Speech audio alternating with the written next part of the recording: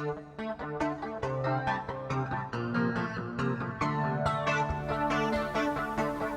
was an old magician with a long thin white beard that hung down on his chest and grey hair that hung over his shoulders. And there he stood upon the rickety stage, waving his wand this way and that. But he knew that in the audience, in the front row, there was a princess, a beautiful princess who was far away from her own home. It was dark and dull outside of the theatre where he stood upon the rickety stage, but he knew that she wanted to travel home, and that she would like to ride upon a beautiful white unicorn. He tried his best. He licked at his lips, he picked up his wand, he waved it this way and that, and he pointed towards the princess, and there upon the stage there became, before all of the people's eyes, there was a donkey.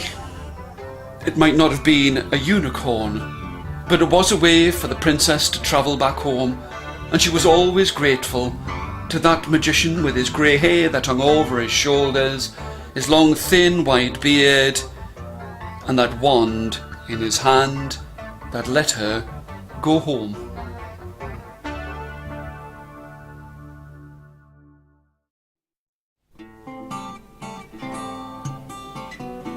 He was a small boy, but very happy. Here he was in the park, a big park that was covered with slides, and he was listening to a radio. It was a wind-up radio that you had to turn a handle, and he was turning it round and round and round to make sure that he could listen to what was happening with his football team. His football team had never really done that well, but now he was crying for joy, because it sounded as if his football team were really going to win. And the closer they came to scoring yet another goal, the more he turned the handle round on the radio, and he turned it so quickly and so fast that it snapped and it broke, and he couldn't hear what was happening at the end.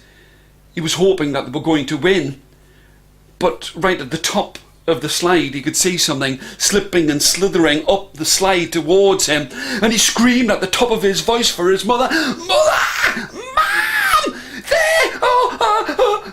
And she looked towards him and said, "What's the matter with you?" And by the time he'd done all of his screaming and shouting, the snake had slunk away. "Mom, there was a snake, and I was listening to the football results, and my team was going to win."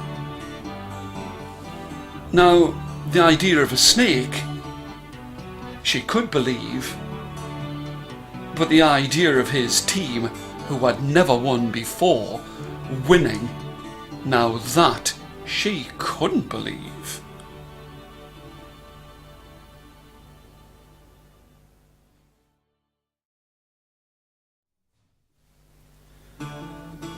When all of the other children had a chance to have a holiday, this boy would have to work. He would ride upon a two-humped camel in the middle of this ancient city. It was dusty and it was hot, but he was a good boy, and he would always help.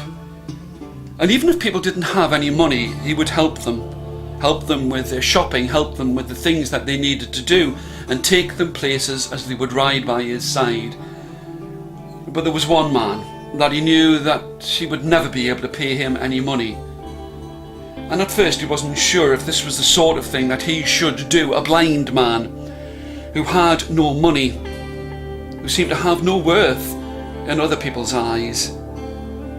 But the boy, who usually could look so fine in his appearance, was sad because he was hot and it was dusty and dry in the middle of the ancient city. But one day he helped the old blind man, and the old blind man reached inside of the cuff of his coat and pulled out a pen. "I give this to you to say thank you to you. Thank you for all of your help. You are a good boy. And I do know that while the other children are at play, you have to work when it should be a holiday time for you. But I cannot use this pen anymore. And so for you it is a present."